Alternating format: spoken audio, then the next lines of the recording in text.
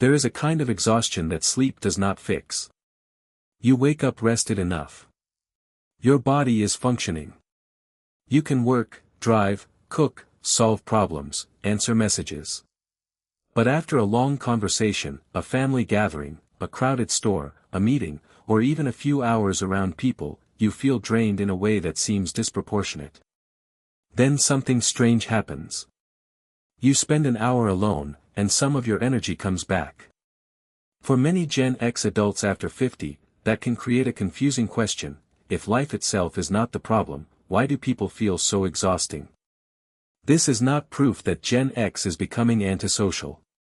It is not a diagnosis, and it does not describe everyone. But there is a useful psychological distinction here. Sometimes exhaustion is not only about how much you are doing. It is also about how much of yourself you are managing while you do it.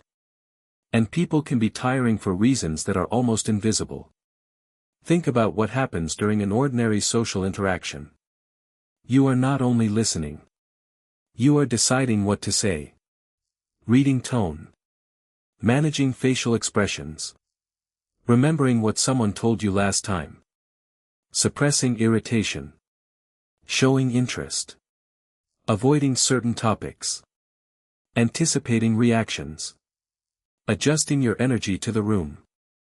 Deciding when to speak and when to stay quiet. Most of that happens quickly enough that you may not even notice it. But your attention notices.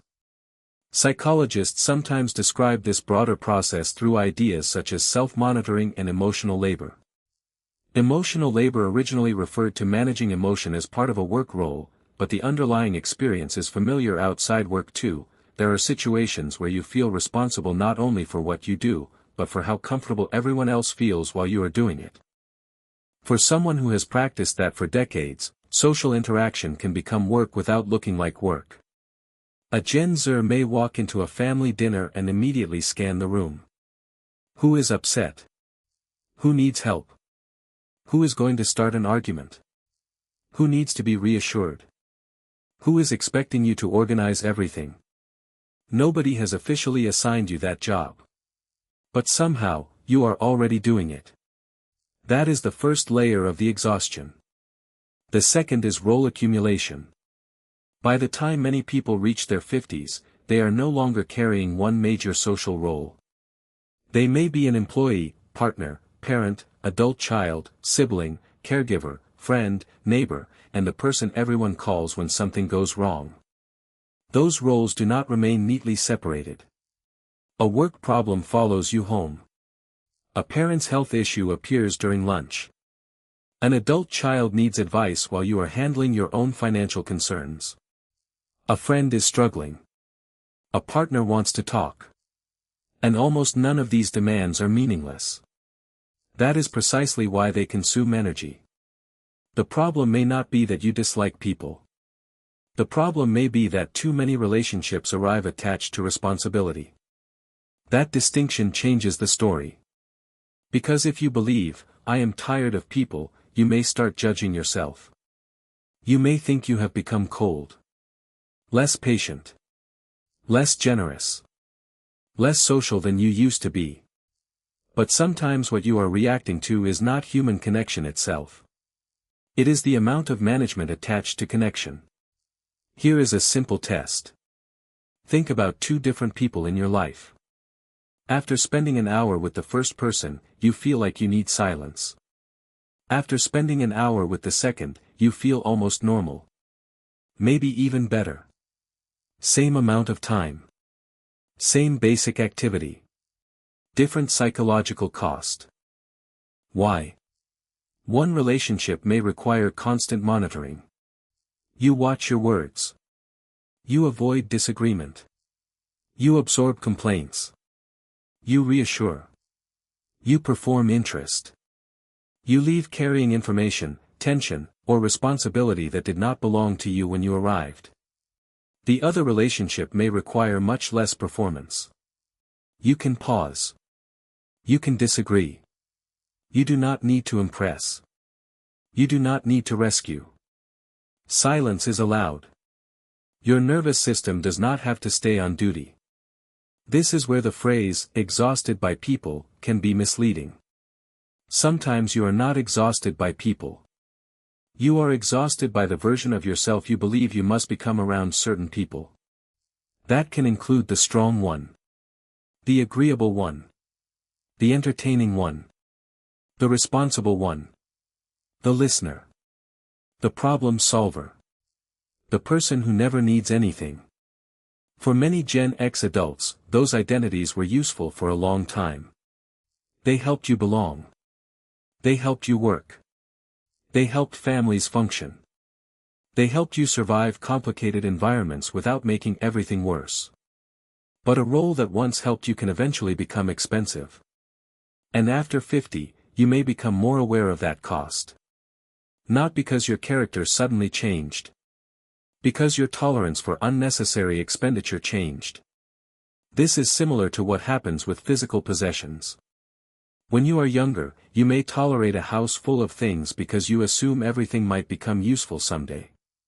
Later, you start asking a different question. Why am I maintaining all of this?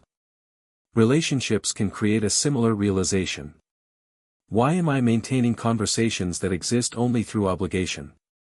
Why am I explaining myself repeatedly to someone committed to misunderstanding me? Why do I leave certain gatherings depleted every single time? Why does every phone call with this person turn into an emergency? Those questions can sound harsh. But they may actually be signs of better discrimination. Not everyone needs less social contact after 50.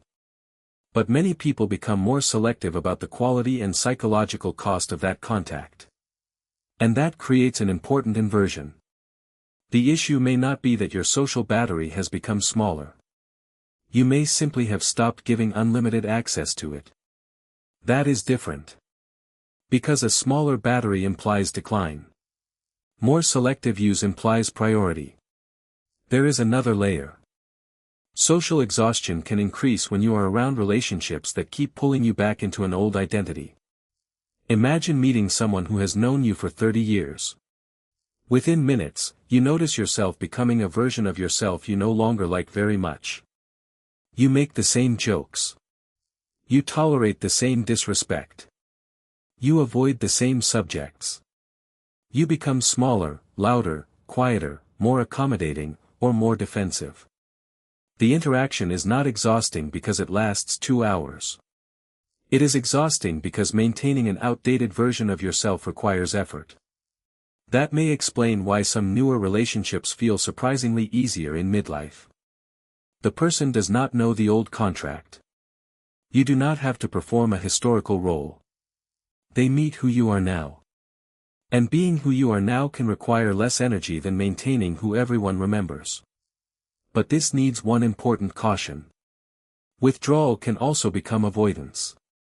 If every interaction feels threatening, irritating, or pointless, reducing contact may bring short-term relief while also narrowing your life. Loneliness and chosen solitude are not the same thing. So the goal is not to remove people until nobody can bother you. The goal is to become more accurate about what is actually exhausting you. Is it conversation itself? Conflict? Noise? Responsibility? Constant availability? The need to perform? A specific relationship? Or simply a period of life where your capacity is temporarily lower? Those answers lead to different choices. And the smallest useful change may not be dramatic. You may not need to end a friendship. You may need shorter visits. You may not need to stop attending family events. You may need to stop managing everyone's emotions while you are there. You may not need to become less generous. You may need to notice when generosity has quietly turned into permanent availability. And you may not need more energy. You may need fewer unnecessary demands on the energy you already have. That is the deeper point. If you still enjoy life when the room becomes quiet, then life may not be what is exhausting you. The exhaustion may be telling you something more specific. Some environments cost more. Some roles cost more. Some relationships cost more. And after 50, you may finally be willing to notice the difference. If this helped you understand your own social exhaustion more clearly, continue with the next Inner Life Decoded video. And subscribe for more psychology about the patterns that become easier to recognize in midlife.